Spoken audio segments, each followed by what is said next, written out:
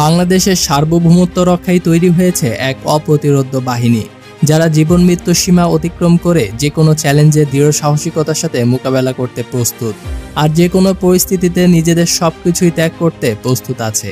তারা এমন এক বাহিনী যারা সার্বভৌমত্ব রক্ষায় তাদের জীবন উজাড় করে দিতে কোনো দ্বিধাবোধ করবে না।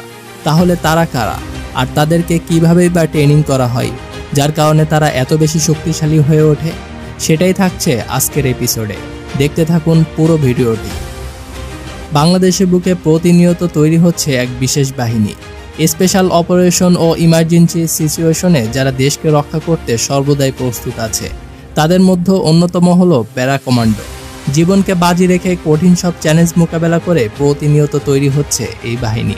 তবে এই সমস্ত বাহিনীতে সবাই যোগ দিতে পারে না, কেননা এখানে শুধুমাত্র আর্মিদের থেকে নেওয়া হয়। যারা কমপক্ষে 3 থেকে 4 বছর সময় আর্মিতে পার করেছে, তারাই এই বাহিনীতে আসতে পারে।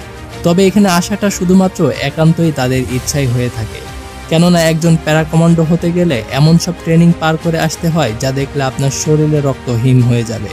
এজন্য শুধুমাত্র 30 থেকে 35% সেনারাই প্যারা কমান্ডো ব্যাচ পেয়ে থাকে। তাহলে চলুন দেখে আসা যাক আত্মঘাতী আর মরণঘাতী এমন সব ট্রেনিং যা তারা প্রতিনিয়ত দেশের জন্য করে আসছে।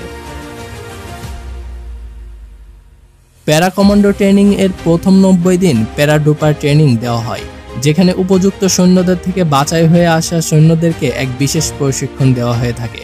প্রথমত সেখানে 30 কেজির মতন ওয়েট নিয়ে 60 থেকে 70 মাইল দৌড়াতে হয়।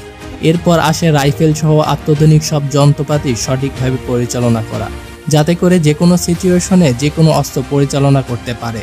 এরপর আসে সঠিক নিশানা তাক করে গুলি ছোড়া এবং শত্রুদেরকে সঠিকভাবে মোকাবেলা করা।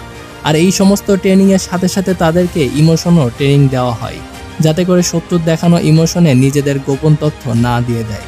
এত কিছুর পর আরও এমন সব ট্রেনিং শুরু হয় যেখানে ট্রেনিংরত অবস্থায় অনেক সেনারা প্রাণ পর্যন্ত হারায়, কেননা 36 ঘন্টা পর্যন্ত না খেয়ে এক অবস্থায় দাঁড়ায় থাকতে হয়।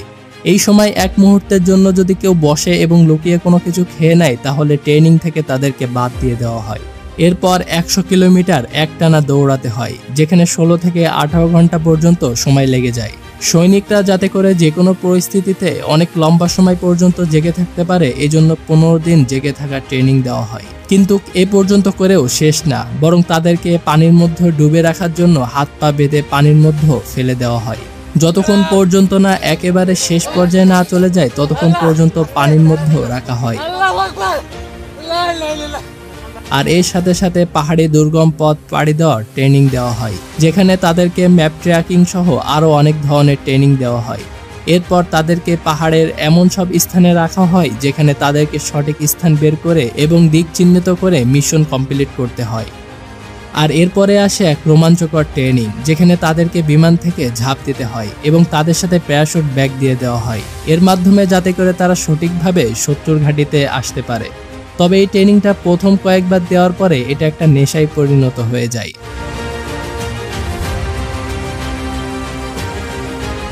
আর এত সব কঠিন চ্যালেঞ্জ মোকাবেলা করে প্রতিটি কমান্ডো এক একজন লৌহ মানবে পরিণত হয় এবং তারা প্রত্যেকে বড় কোনো ইউনিটের জন্য একাই যথেষ্ট হয়ে থাকে।